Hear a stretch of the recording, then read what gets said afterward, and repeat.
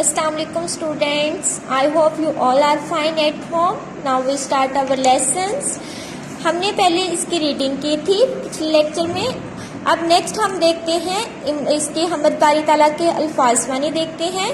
जैसे फर्स्ट है हमारे पास सदा, इसका मानी आ जाएगा आवाज, शम्स सूरज, कमर चांद, शजर दरख्त, हजर पत्थर, लायके सनात, तारीफ के काबिल, कुन हो जा या कहना.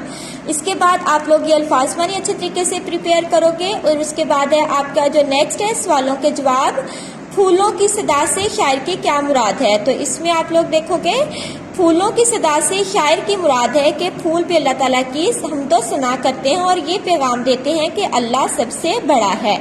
नेक्स्ट है हमारे पास शम्सो कमर से अल्लाह ताला की कौन सी सिफ्त जाहिर होती है. तो इसमें शम्सो कमर से कौन सी आप काट देंगे, इसकी जगह आप लिखेंगे बढ़ाई की. शम्सो कमर से अल्लाह ताला की बढ़ाई की सिफत जाहिर होती है. और जब आप आंसर लिखेंगे तो आंसर में ये वाला जो क्वेश्चन मार्क है वो रिमूव हो जाएगा. नेक्स्ट आपके पास है शजरो हजर को गौर से देखने से क्या बात समझ में आती है.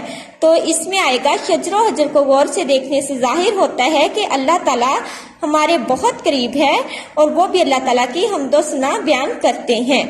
उसके बाद है कुरान ने अल्लाह ताला के बारे में क्या कहा है.